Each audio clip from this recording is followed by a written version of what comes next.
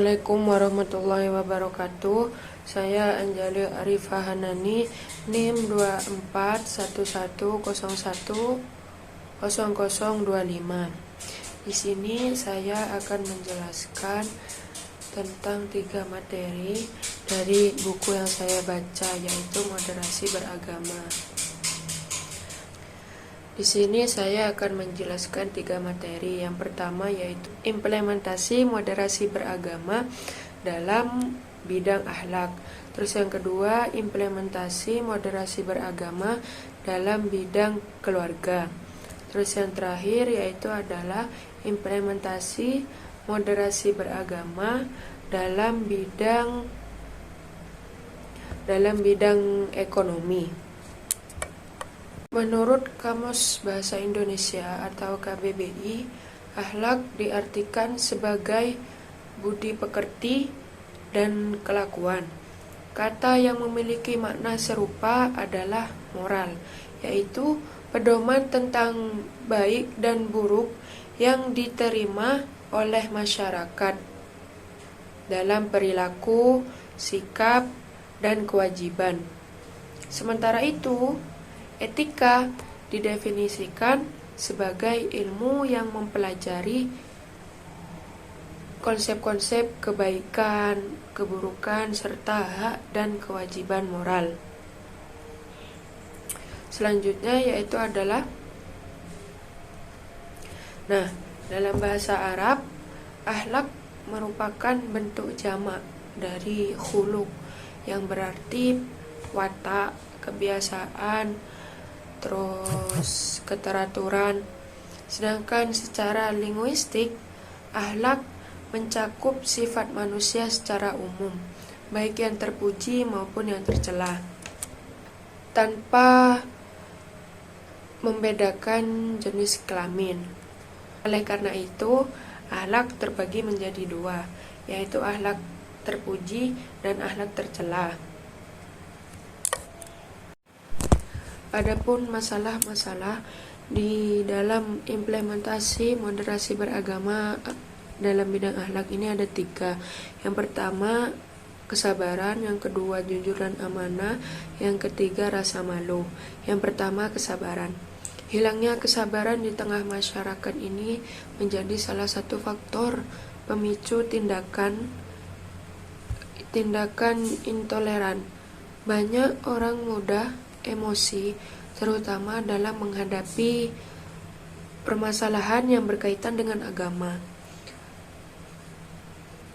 tanpa pemahaman yang memadai.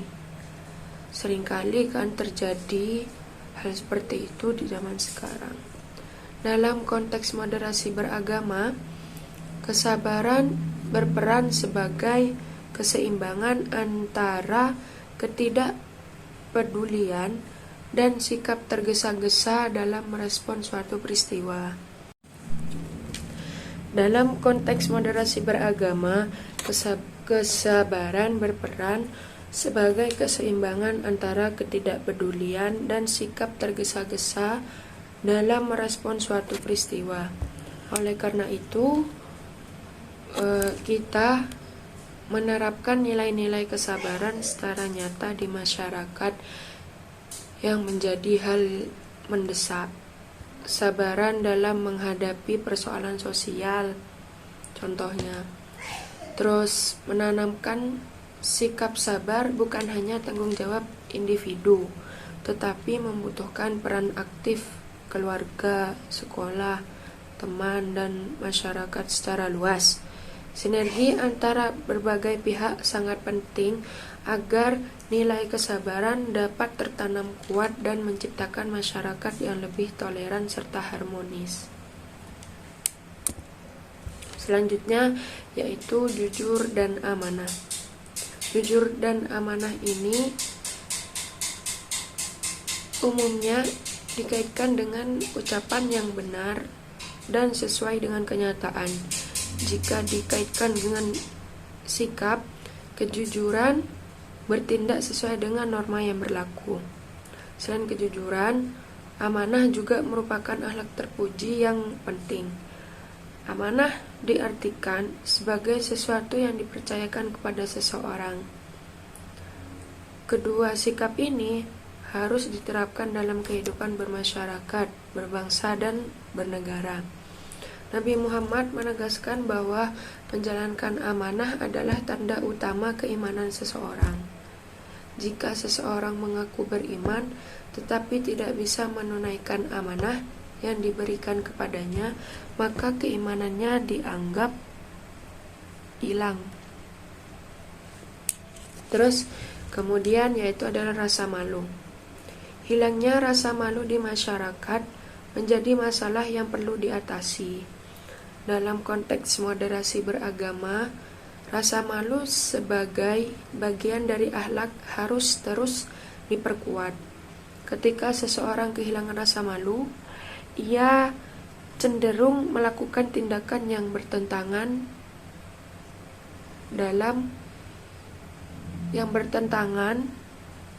dan akhirnya merusak tatanan sosial bangsa dan negara.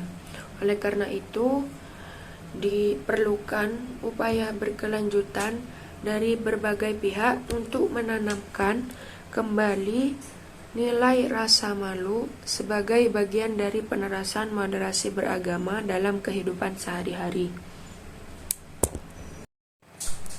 Untuk materi yang kedua yaitu implementasi moderasi beragama dalam keluarga. Menurut Kamus Bahasa Indonesia, keluarga itu memiliki makna, termasuk ayah, ibu, anak dalam satu rumah, serta satuan kekerabatan yang mendasar dalam masyarakat. Penerapan moderasi beragama harus dimulai dari lingkungan keluarga. Salah satunya yaitu adalah komunikasi yang efektif antara orang tua dan anak. Peran utama orang tua ini bukanlah untuk mengancam atau menghukum, melainkan membimbing, memberdayakan dan memperlakukan dan memberikan pendidikan yang baik kepada anak-anaknya. Keluarga merupakan tempat pertama bagi anak untuk belajar, di mana ia mengamati bagaimana orang tua menyelesaikan suatu masalah. Oleh karena itu, keteladanan ayah dan ibu sangat berpengaruh sekali dalam membentuk karakter anak dalam nilai-nilai moderasi beragama. Selanjutnya yaitu implementasi moderasi beragama dalam bidang ekonomi. Manusia sebagai makhluk ekonomi memiliki dorongan untuk mencapai kesejahteraan, keuntungan, dan penghargaan. Keinginan ini tidaklah buruk selama dilakukan dengan cara yang baik dan benar. Agama berperan sebagai pedoman agar aktivitas ekonomi ini tetap terarah yang baik dan membawa manfaat bagi semua pihak. Islam memberikan prinsip-prinsip ekonomi yang harus diterapkan, yaitu ada 4. Yang pertama, menjauhi praktik ilegal. Maksudnya semua bentuk kegiatan ekonomi yang bersifat ilegal itu dilarang dan hukumnya haram. Yang kedua, pemerataan ekonomi. Pemerataan ekonomi ini, harta tidak boleh hanya beredar di kalangan tertentu, tetapi harus memperhatikan kesejahteraan kelompok, yaitu contohnya seperti fakir miskin, anak yatim, atau ibnu sabil. Terus yang ketiga, keadilan dan kemakmuran bersama.